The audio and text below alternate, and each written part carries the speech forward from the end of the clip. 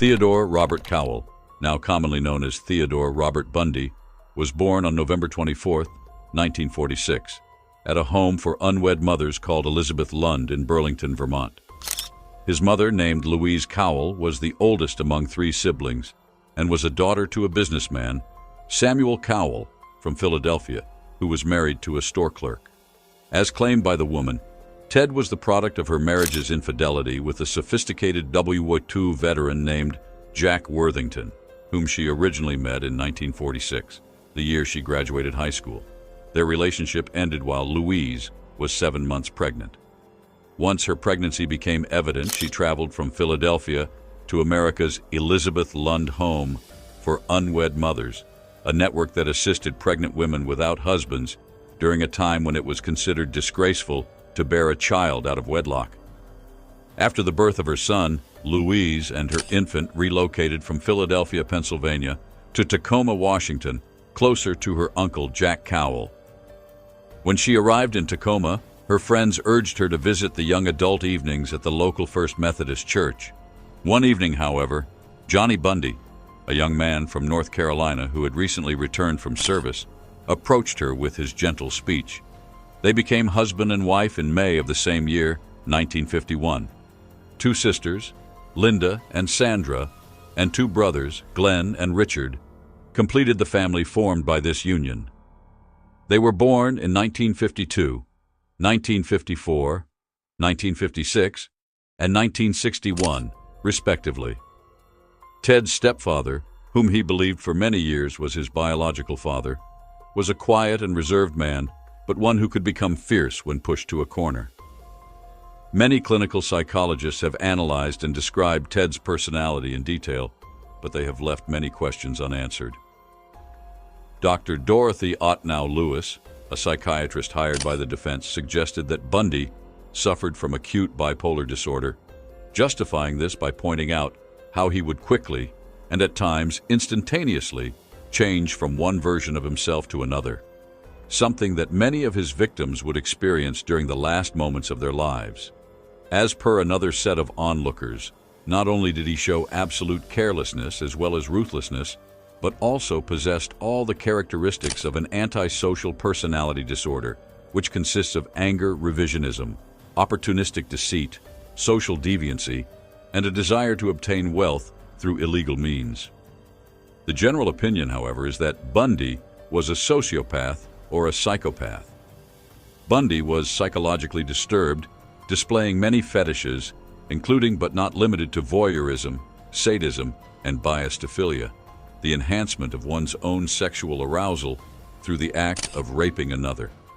He had laser blue eyes, a muscular body, and brown hair that he wore in waves, which he cut at some point. He was very attractive, stylish, and a pleasant gentleman. His charm was perplexing. He used it to lure victims and manipulate police like a Venus flytrap. There were no particular features on his body that could lead the authorities to identify him. But still, he made some changes to his physical appearance, such as growing a beard, changing the hairstyle, and having a mustache to avoid being recognized.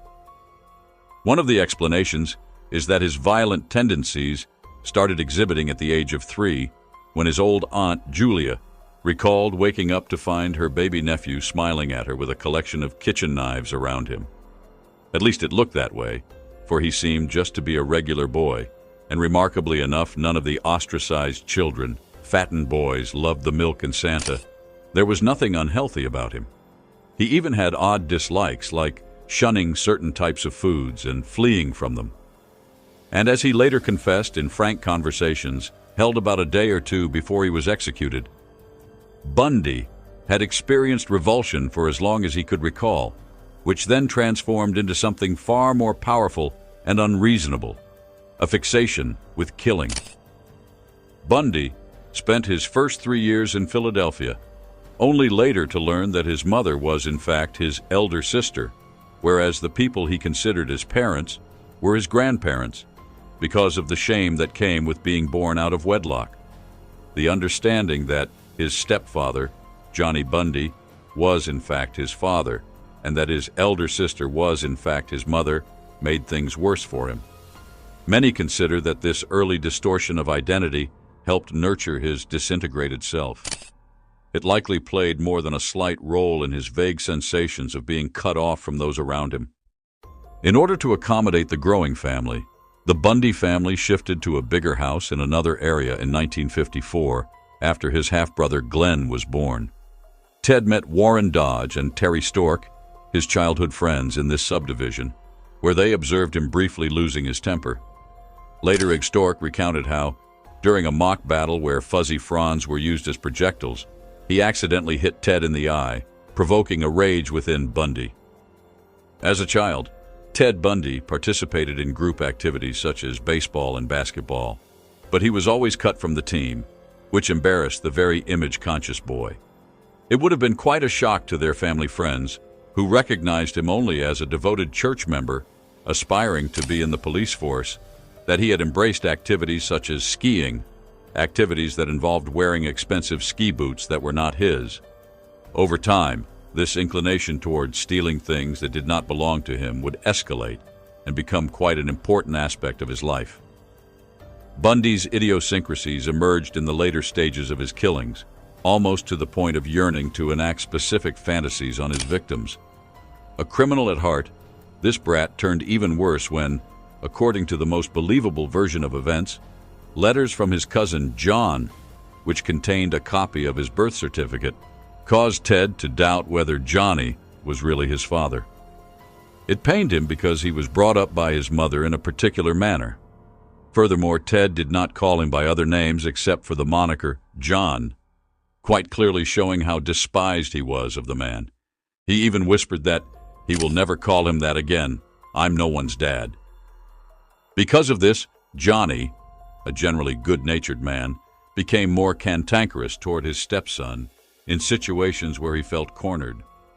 After joining Woodrow Wilson High School, Bundy described his experience as frustrating because everybody was so nice. The pleasantness of the environment made him withdraw from people. He later explained that Woodrow Wilson High School was the reason he stopped participating in high school social life, as he no longer enjoyed mingling with the other students. He felt he could never be himself outside the classroom after that experience. Though he often participated in class discussions and found the structure of the classroom comforting, he struggled to understand other people's motivations, especially those of girls who were rather demanding and had feelings he found baffling. During his first year at the University of Puget Sound, Ted stayed at home and started developing the outward traits of an ordinary outgoing person, though his inner evil tendencies remained hidden. While keeping a low profile, he did not want to be completely invisible due to his narcissism. Seeking the spotlight, he applied to the University of Washington's Asian Studies elite program in Seattle, so he could learn the Chinese language. The cracks began to show in Seattle in the years 1966 and 1967. Shortly after, another student, Diane Edwards, who appeared in research about Bundy under several names, became interested in him. Ted was infatuated with her, but he kept away from her sexually, preferring to spend nights with her without physical intimacy, believing it would corrupt their relationship. Diane also signed up for an intensive Chinese language course at Stanford University. However, the time they spent together was overestimated. When most of his classes became impossible for him to pass, his unimpressed, overweight ex-girlfriend, who had moved on, grew tired of his ineffective attempts at courtship and dumped him soon after. He had returned to his house after that adventure, angry and downtrodden. In 1968, he began to perceive that he was a burden to others. That year, he moved to Seattle, where he rented a small single room. He worked as a night stalker at Safeway, bussed tables at a hotel restaurant, and also started shoplifting. There came a day when Ted reconnected with a schoolmate who told him to spend his time and resources in helping Art Fletcher, a Republican who was running for a lieutenant governor position in Washington. Of course, Ted was a staunch Republican, making this a good possibility for him. He gladly undertook the volunteer work assigned to him and eventually found himself working as Art Fletcher's driver and protector. Most studies claim that Ted had little to no sexual experience at this time, so this next occurrence was astonishing to many. At a political event, he explains that after drinking too much and being placed in a friend's home to sleep off the alcohol, he became aware of a strange woman who got into his bed. While he was still in a half-dream state, she proceeded to undress him and initiated intercourse. After spending some time assisting in the Fletcher campaign, Bundy secured a job as a retail sales clerk at a department store in Seattle. It was a brief stint, though it taught him aspects of polishing his personality for practical utility, probably due to the deceitful political actors he spent time with. Communication and charm manipulation became skills he would need for his violent actions in the 1970s. In 1969, Ted left for Philadelphia and enrolled in Temple University for a little over a semester. However, after 4 years of working odd jobs, he moved back to Washington. One night, he visited a local pub where he met Elizabeth Kendall, a single mother who was a medical secretary and had relocated from Utah. She was more than 2 years older than him. Elizabeth was captivated by him immediately. Ted persuaded her that he was a law student researching a book about Vietnam, and in no time, they were pretty much seeing each other.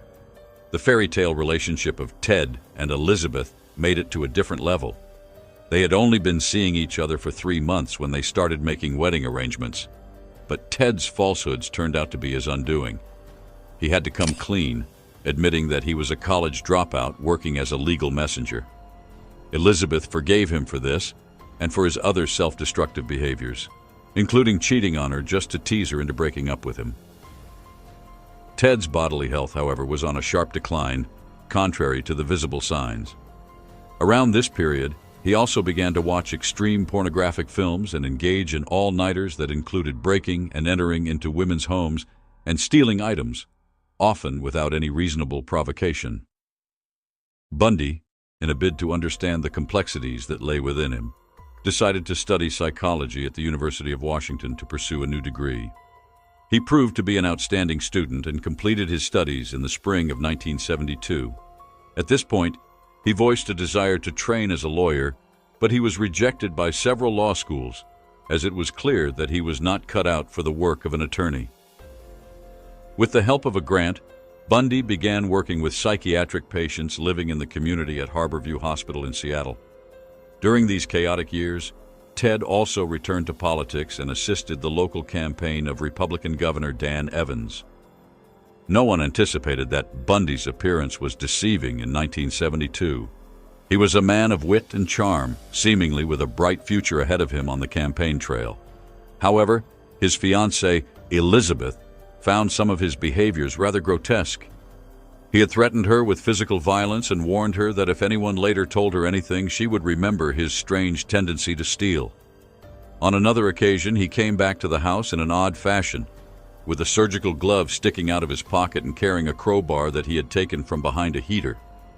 One evening, she sensed a presence beside her, and when she turned, she found him inspecting her body under the covers with a flashlight. It is critical to understand, however, that 1974 would be the year when he would be definitively connected to his first murder. Bundy's case has many evaluators who later reference that, long before that, in the late 1970s and 1980s, detectives already knew of his multiple slayings, even as early as the 1960s, with the early 1970s depicting him in an active relationship with Elizabeth in Seattle, where she lived. Armed with a recommendation letter from Governor Evans, he presented a large body of evidence and applied for admission to the Law College of the University of Utah to commence studies in law for the fall term of 1973, following the 1972 elections. He wasn't seen as a bad murderer on the run at that time. Instead, he first rose to prominence in the media in the months prior to this, when he briefly contributed articles about sexual violence prevention to the Seattle Crime Commission's newsletter. As a common hero, while Ted and Elizabeth were out shopping, Ted chased down a man he saw snatching a woman's handbag. He held the robber until the cops came, which gained him some recognition. This and many other such actions, particularly when combined with recommendations from powerful politicians in Washington state, later caused law enforcement agencies to refrain from considering Bundy as a suspect in relation to some of his crimes in the mid-70s. At this point, Ted opted to enroll in the nearby University of Puget Sound instead of the out-of-state University of Utah campus, following the counsel of Marlon Vortman, another veteran from the 1972 Evans campaign. Bundy figured it would be beneficial if he decided to become active in state politics or wanted to know some of the local judges. Elizabeth was surprised to discover that he was now following Marlon's advice and had enrolled in night law school at the University of Puget Sound. It dawned on her that she was powerless over him. Ted began his studies at the University of Puget Sound, which was housed in a nondescript set of offices somewhere in the central business district of Tacoma. However, he quickly concluded that he had joined a particularly awful school and secretly started reapplying to the University of Utah by December 1973. Bundy presented himself as a sociable young man with a steady girlfriend, active in several political campaigns, and aspiring to become a lawyer. But Ted Bundy had not yet reached his worst. The demons within him were biding their time, and even worse things were still to come. On January 4th, 1974, very early in the morning, Bundy committed the first major crime that we can be sure about. It was around 2 o'clock when Karen Sparks, a 21-year-old rendition dancer, otherwise known as Terry Caldwell, turned off the twirling ornament and retired to her basement room in Seattle's University District, occupying 39-258th Avenue with 3 other men. When her roommates returned the next day, around 7:30 p.m., they went to her room only to find her in a dark state, having been mercilessly beaten on her head and appearing to be on the verge of death. They hastily transported her to the hospital. She remained in a coma for 10 days, but the damage to her brain was irreversible. The violence was perpetrated by Bundy. It is very likely that this was not Bundy's first murder. However, a recent profile of him suggests that he may have killed as far back as 1961, when he had barely crossed his teenage years. By the time he went after Terry Caldwell, Bundy had already honed his skills as a killer. The next 10 years would see Bundy perfecting his technique to head towards becoming one of the most notorious serial murderers in history.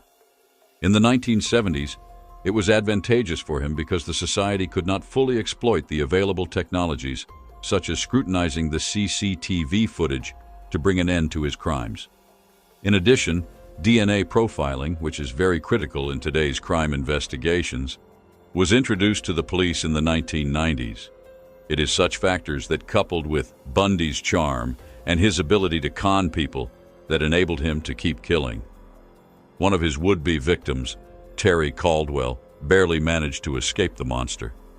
However, just after a month later, in February 1974, the monster preyed on 2 more women, one of them being Linda Ann Healy. On February 1st, 1974, Healy was only a few minutes away from Caldwell's place when she returned to her flat. She locked all the doors and went to sleep, but when morning came, she was nowhere to be found, erased from existence. That murder is reported to be the first occurrence of that nature tied to Bundy with physical evidence. Subsequently, on March 12, 1974, Bundy kidnapped Donna Gail Manson, a 19-year-old student of Evergreen State College in Olympia, who was dressed to attend a jazz concert. Later, Bundy confessed that when Elizabeth was away, he burned Manson's head in the fireplace of his girlfriend's home.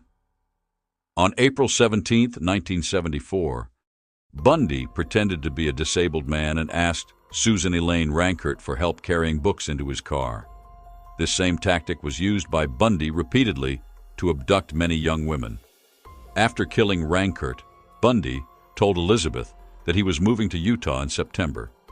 Although he made it seem like a spontaneous decision, Bundy had made that plan 4 months earlier.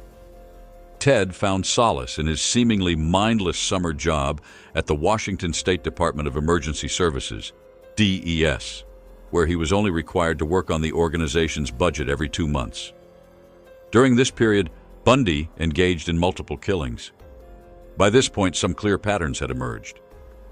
The women Bundy preyed on were typically in their late teens to early 20s. He would abduct them, take them to secluded areas, usually rape them, and then murder them before disposing of their bodies. Concerning this matter, it was noticed with the passage of time that Bundy had started coming back to the corpses of his kill. In addition to this, during this time, Bundy made his geographic range wider. It was reported that he had returned to Pullman, Washington to attend school, and that while there he abducted a 21-year-old woman by the name of Roberta Kathleen Parks. A few days later, on June 1, 1974, he kidnapped and killed 22-year-old Brenda Carol Ball from Burien, Seattle, after she had left a popular student bar known as the Flame Tavern. Within just 9 days of his last crime, on June 10, 1974, Bundy struck again. This time, the poor victim was Jorgen Hawkins, who was just an 18-year-old fresh from University of Washington. Jorgen Hawkins had done her last-minute preparation for exams and left for the occasion to a party. So that evening, as she was coming back to her home, she came across Bundy, who was masking as a person with disability. He broke her in a way that left her handcuffed, and his crowbar struck her down. He then took her to another far and lonely place. She was never seen again. Those familiar with Bundy in his normal life started noticing changes.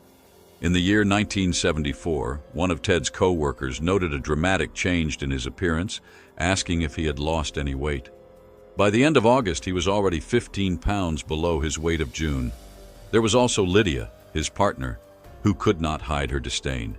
She reported that nastiness had been a more commonplace giving out of himself since the spring of 1974, and newly bizarre behaviors had increased in frequency.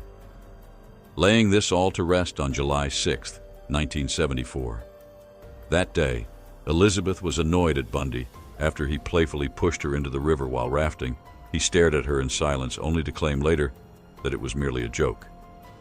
Though she didn't kick him out at that moment, her suspicions about his behavior grew, something that would later have significant consequences. By the end of 1974, the police had already launched an investigation. Authorities in Washington state began to suspect that young women were being murdered or disappearing for a more sinister, calculated reason. But the gravity of the situation became truly evident in mid-July.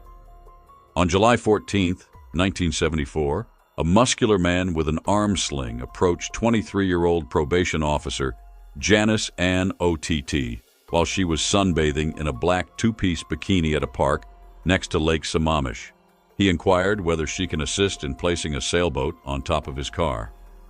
Bundy accompanied her to another place, exploited her, and murdered her. Yet, such a feat did not satisfy the appetite of Bundy.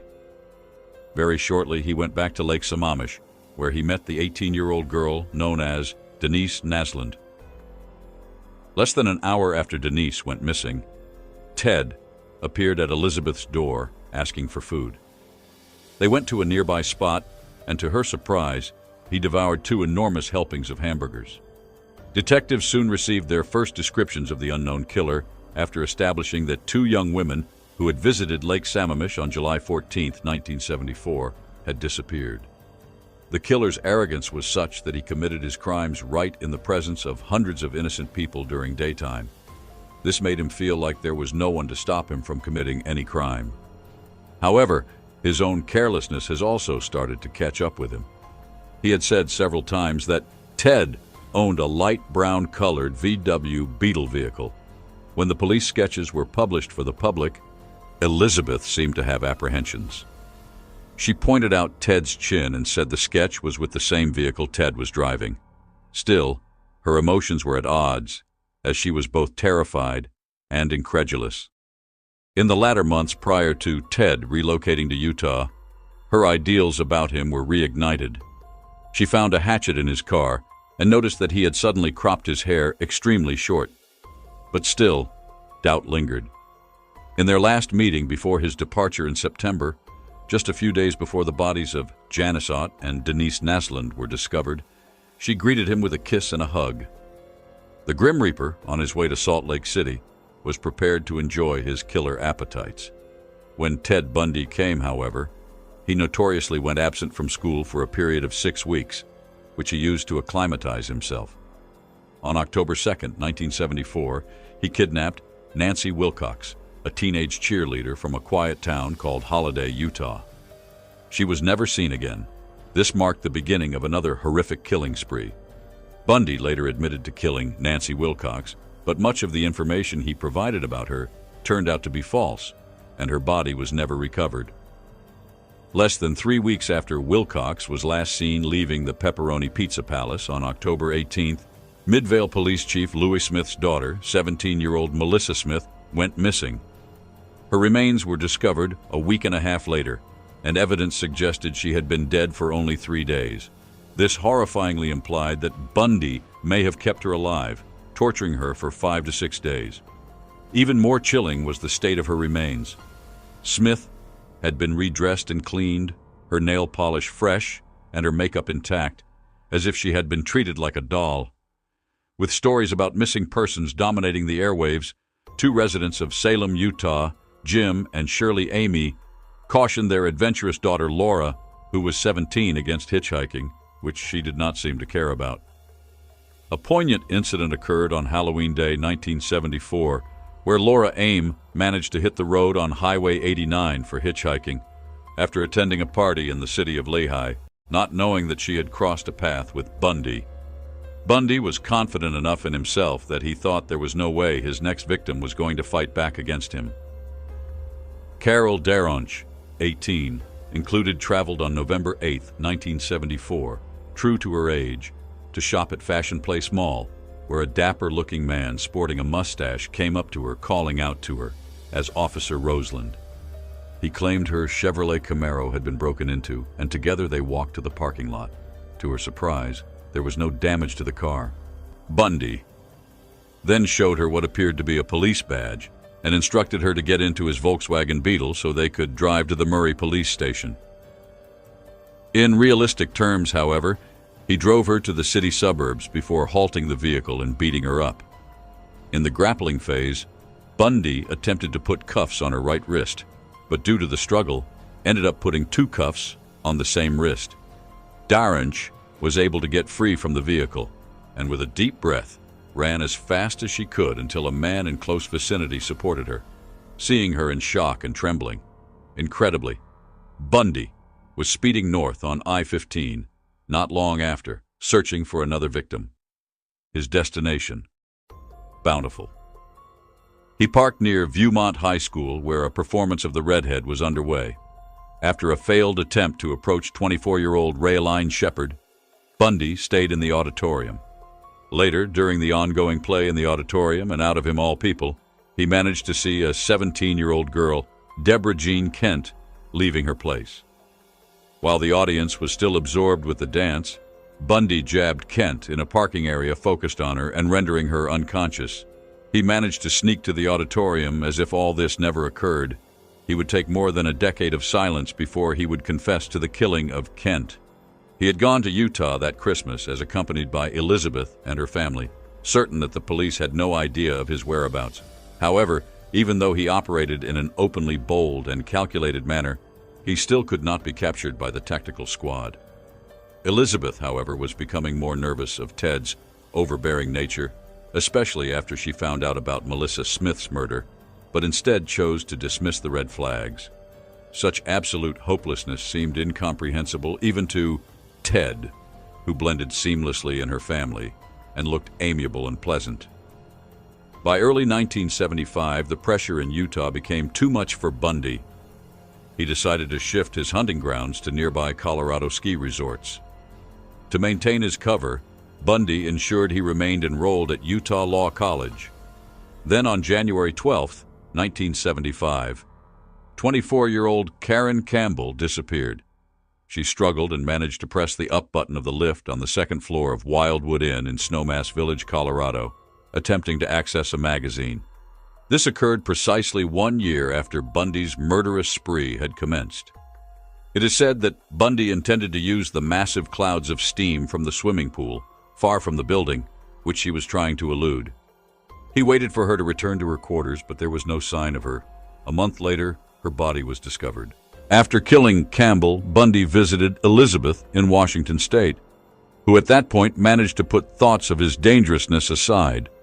But the moment he returned back to Utah, her intuition started turning on again. She informed the sheriff's office in Salt Lake County about her concerns, but was told by the detective that she was in contact with that they had already investigated Ted Bundy and exonerated him from the list of suspects. Despite this, several of Bundy's would-be victims, previously documented as missing, had their corpses discovered in the early months of 1975.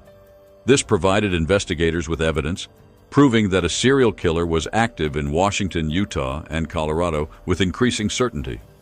When Bundy returned to Utah during his law studies, he laid the groundwork for his next move, this time in Vail, Colorado. One evening, he disguised himself as a crippled man using crutches, a trick he often used, and went hunting for a victim. He soon encountered Julie Cunningham, a 26-year-old heading to a nearby bar. He asked her for assistance in carrying objects to his car. It didn't take long for Cunningham to realize that the man she had helped, who seemed harmless, was actually dangerous. After knocking her unconscious, cuffing her, and taking her away, Bundy left the passenger door slightly ajar, thinking she might try to escape. He started choking her until she was on the verge of losing consciousness, making sure to leave the gate ajar, knowing it would psychologically encourage her. As anticipated, when the woman returned to her senses, Blake Cunningham made a move to escape. It was a game to him. Bundy allowed the woman to escape for a while, then hunted her down and added her to the tally of his killing spree. Shortly afterward, in early April 1975, Bundy killed 24-year-old Denise Oliverson in Grand Junction, Colorado. He disposed of her body in the Colorado River before returning to Utah with flowers for Elizabeth's 30th birthday. If it seemed things couldn't get worse, they did. A month earlier, he had already killed Oliver's son. Now, Bundy was in Pocatello, Idaho. There, he encountered 12-year-old Lynette Culver, a student from Orange Juilliard Middle School. After luring her into his vehicle, they drove back to his room at the Holiday Inn. Initially, there was very little hope for the case, as Lynette Culver was registered as a missing person. To everyone's surprise, in the year of his death, Bundy admitted offhandedly to having murdered her. What is even more frightening, however, is the fact that several weeks afterward, Bundy traveled back to Seattle to see Elizabeth and her small daughter, Tina, who was the same age as Lynette Culver looked like. While in Seattle, Elizabeth romantically opened up to the man she has been with for so long, but then he departed, and she saw news on the television that flagged Ted, and her worry kicked in once more. In Provo, Utah, on June 28th, 15-year-old Susan Curtis was on her way to the dormitory to clean up before the banquet of the Bountiful Apple Tree Youth Conference. Bundy later confessed to her murder, making her the final victim in this gruesome chapter. The creature later decided that he was the most likely suspect for the 1975 case. Ted Bundy was in his car, fidgeting with a map of Salt Lake City in the middle of the night on August 15, 1975. The car was parked by the roadside with the lights switched off. He was dazed by the marijuana, which was too strong for him. This was part of Bundy's routine, and as he later claimed, he often drank heavily during his criminal ventures. That night would be his undoing. Utah Highway Patrol Sergeant Bob Hayward, who was on the lookout for thieves, pulled up next to Bundy's abandoned car. Taken by surprise, Bundy hurried into his car and attempted to flee. Hayward chased him and eventually got him to stop. Upon reviewing Bundy's driver's license, the officer searched the car, discovering handcuffs in the trunk and a brown duffel bag containing kidnapping and murder tools on the passenger seat. The items included a 7-inch length of nylon rope, a beige ski mask with one dark stripe, 2 different types of gloves, one made of brown cotton with a leather palm, the other black leather, and a variety of other tools. Among the items were a bulk pack of garbage bags, a torch, a vibrant orange rope measuring 4 inches, 8 strips of white fabric of different lengths, an ice pick, a crowbar, model number 6577 from Sears, and strangest of all, a pair of pantyhose cut so that the eyes and nose fit outside like a mask. Believing he had found burglary tools, Hayward arrested Bundy. They booked him, took his picture, and impounded his gun. Released in the early hours of August 16, 1975, Bundy's name quickly became linked to a man everyone was looking for. However, mere days after his release, during a weekly meeting attended by politicians from all states and counties in the region, Bundy had been raised as a potential person of interest owing to his recent arrest. But as the probe developed, scrutinizing his activities and movements, different evidence began to emerge in more and more damning forms. On September 21, 1975, almost a month after his initial arrest, Bundy was apprehended again at the front entrance of his residence. In the succeeding weeks, prosecutors continued to highlight Ted Bundy's association with other murders in Washington State, Utah, and Colorado. It is also interesting to mention that Bundy came to Utah to attend law school at a time when the murder scene had shifted from the states of Washington to Utah and Colorado, which painted Bundy in an even worse picture. Suspicion increased on September 8th, when law enforcement officials were informed that the gas station receipts from Bundy's Chevron oil card did correspond to the crime scene locations. By this time, the politicians were confident that they had apprehended the criminal. It was just a matter of connecting the gruesome pictures.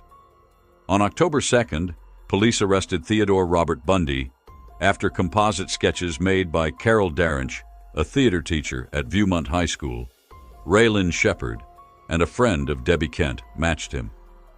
This arrest, which few had expected, caused a media frenzy, with Bundy's picture on every newspaper across the country. Most of Bundy's ex-colleagues and some of his acquaintances came to his support during the initial stages of the hearings towards the end of 1975, when he was astonishingly out on bail. They could not believe that the man they knew from various political activities and law schools could be a dangerous serial murderer. Nevertheless, each of his followers was bound to the shocking fact that the police were right. Meanwhile, Bundy was very sure of himself in the run-up to his expected court appearance in the last week of February 1976. He claimed to be the victim of a fate so unfortunate that he had to devise a story to exonerate himself. Although he held on to the story of his innocence, the case presented and ruled by Stuart M. Hansen Jather was resolved in a period of less than 1 week. This happened after Judge Stuart M. Hansen Jather of the 3rd Judicial District in Salt Lake County found that Bundy did, in fact, engage in the attempted kidnapping and murder of Carol Daronch. The prison sentence for him fluctuated between 1 to 15 years. After his first conviction, the case against Bundy, particularly against Karen Campbell, was quite vast and carefully set up by the Colorado legislators after keeping it all under the radar initially. In January 1975, Bundy murdered this woman in an inn situated at Wildwood, Colorado. On January 28, 1977, Bundy was arrested at the Salt Lake County Prison for the murder of Campbell because he was positively identified as the patron of the Wildwood Inn, who signed a gas receipt at a nearby station a day before Campbell went missing. As it turned out, there would be more twists and turns. Bundy was able to use a law library in a public building just a few doors down from the courthouse after announcing in April that he would represent himself at the next main trial. While attending court in Aspen, he was placed in custody and, on June 7, 1977, jumped from an open window located on the 2nd floor of the courthouse. For the first time, this fledgling, tousle-haired, hopeful assailant took off from his captors, only 5 days after his imprisonment. The police arrested him after he was caught driving away from Aspen in a stolen car, and he was then returned to Garfield County Jail. The judge commanded that he be brought in rebuttal, wearing shackles and leg bounds. Bundy defied his lawyer's advice and, convinced that a trial elsewhere than Aspen would improve his odds of being acquitted, persuaded the court in December 1977 to relocate the trial to El Paso County, Colorado. After successfully convincing the judge, Bundy expressed grave disappointment moments later as it turned out that Colorado Springs, located in El Paso County, had sent many murderers to death row. The thinker was aghast that he had made such an obvious blunder. There was a change in microseconds. The man who was in the dark was suddenly brought into the light, stated an investigator. It was this realization that made him attempt to escape from imprisonment on 2 different occasions. History repeated itself. This time, he crawled into the space above his cell. As little as the roof mattered, it was still useful to him. He used some of the jail guard's clothes that he had pilfered from the empty apartment above the chief jailer's office and stepped out through the main entrance into freedom. He had arranged books and clothes on his bunk to make it appear that someone was lying there, and he had over $700 in legal payouts stuffed into his trousers. Initially, this second escape fared better than the first one. A couple of days later, Bundy was already in possession of an airplane and several rental cars, making his way to Tallahassee, Florida. He rented a second-floor room at 409 West College Avenue and introduced himself as Chris Hagen. To begin with, he took a normal job and avoided using violence, but the same old violent tendencies soon returned. By the middle of January 1978, he was visiting the local college nightclubs in Tallahassee, which eventually brought him to the Chi Omega sorority house. Overwhelmed with unmitigated violence, Bundy took a piece of wood from a log pile and battered Margaret Bowman in her room before strangling her into submission. In a shark-like fashion, he advanced into Lisa Levy's room and resumed his onslaught, this time beating and choking her as she slept. Out of psychotic insanity, he sunk his teeth into her body as she lay on the floor dying, tattooing her skin with a telling stain.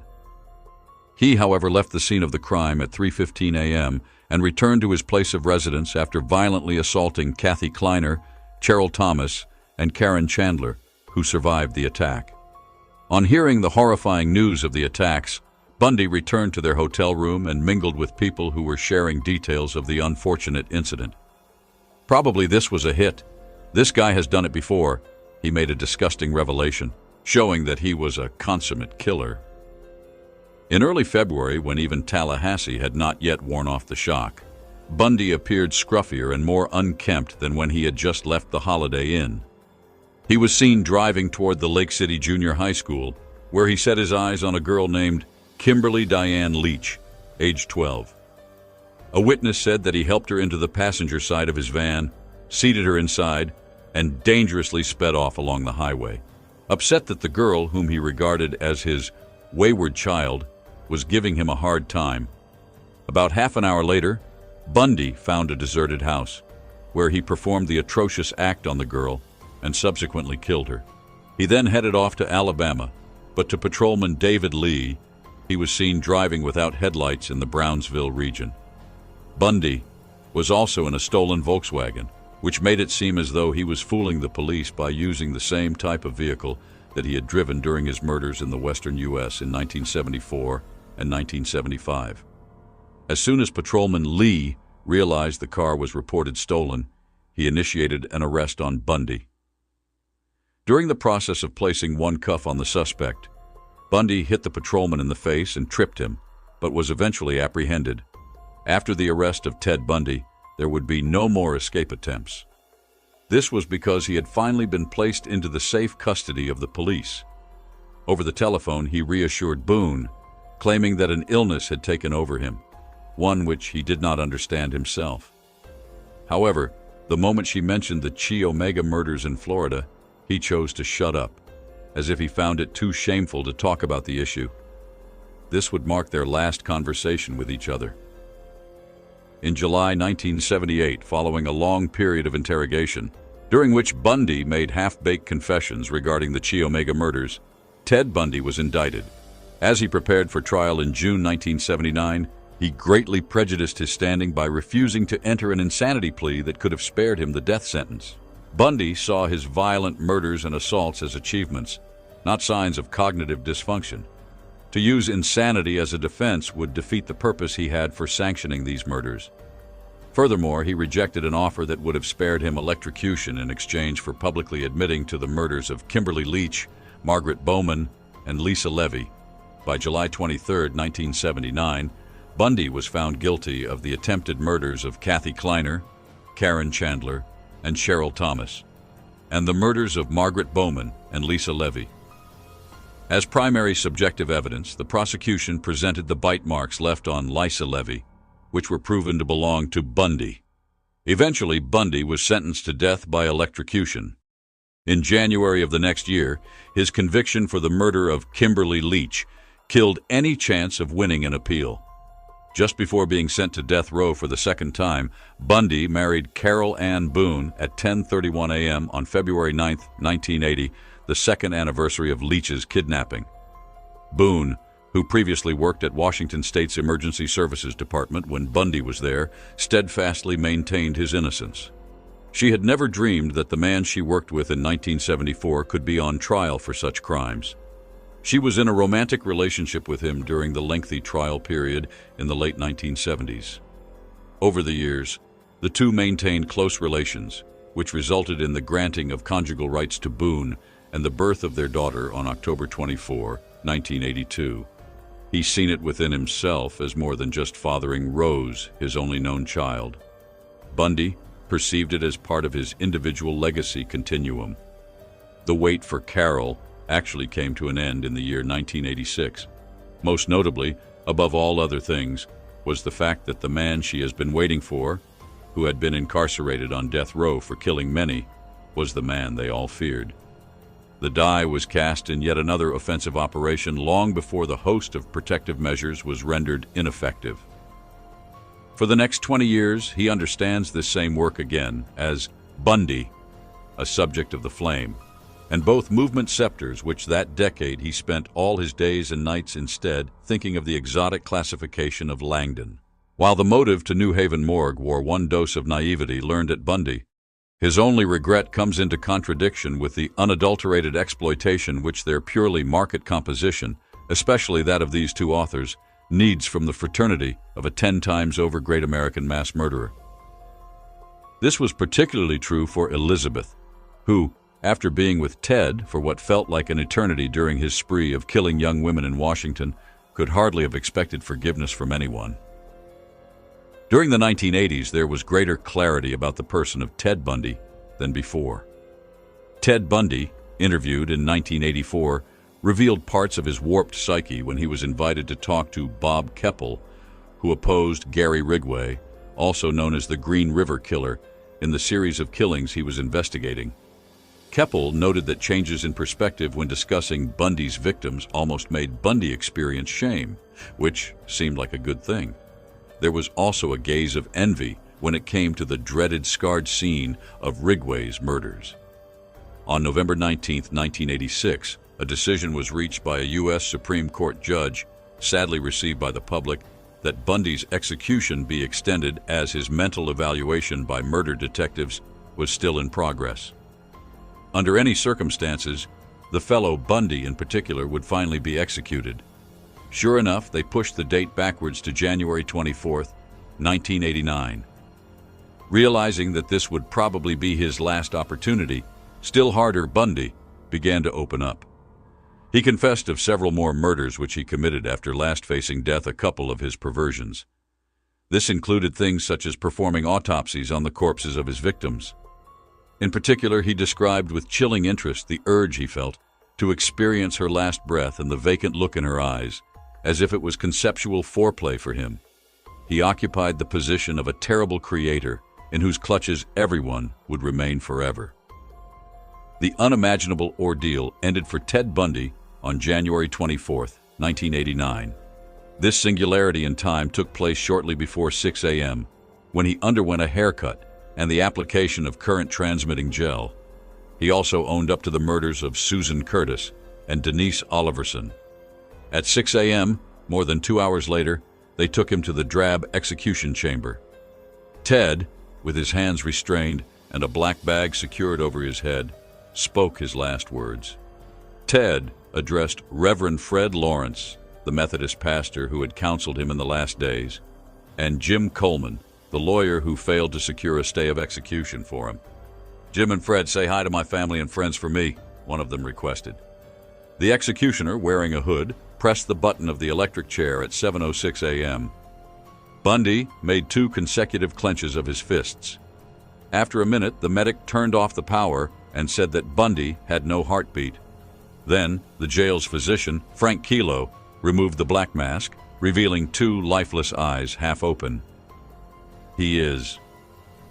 For the first time in a while, Kilo spoke into the quiet room, which was waiting for the next order. Ted Bundy is considered one of the worst serial killers in history. Ted had a somewhat dysfunctional childhood, but it was not that bad. Ted was a normal child, only disturbed by some petty revolts. However, some studies indicate that he might have even committed his first murders in his early teenage years. Unfortunately, these initial events of Bundy's life remain a mystery to those who wish to join the dots of his life. However, the events of the 1970s are much clearer. After several years of his instructions being scattered across different jobs and college, he decided to devote himself to a more settled life, dating Elizabeth Kendall and attending law school on the West Coast in the early 1970s. Elizabeth did not know, however, that starting in January of 1974, he had already embarked on a campaign of murder where he was a serial killer. He killed almost 24 young women, and in some years, teenage girls, plus others, before he was arrested. He had broken out of prison twice, and investigators believe that he murdered more than 30 people in his lifetime. There has been some effort on the part of profilers and clinicians to rationalize Bundy's actions and psychological impairment. There is no doubt that Bundy possessed multiple psychiatric diagnoses, such as psychosis, narcissistic and borderline personality disorder, and other deviant sexual paraphilias. It is safe to say that this has been the case throughout history. This, as well as the previously stated fact of his absolute inability to conduct himself as any other normal individual within his proximity family, including a long-term girlfriend, while simultaneously engaging in all sorts of other nighttime activities, was poison to Bundy in extremely perilous proportions. Exportation made problem wait for him on many more moments. His pattern of persistent close shaves, however, suggests he possibly bored of chances and managed to ladies not seen defeat. Ironically, his penchant for outrunning police, more so during his first stay behind bars in 1975, or escaping custody after that, especially where it concerns most of his brushes with the law, was the strategy that brought him down. In short, because of the progress that has been made in DNA and other methods of medicine in the last 5 decades, it is not possible for an individual to commit actions which Bundy carried out in the 1970s without being caught for such a big time. Then what do you think about Ted Bundy? Would you classify him as the most notorious serial killer in human history? Thank you for watching. Feel free to leave your comments below.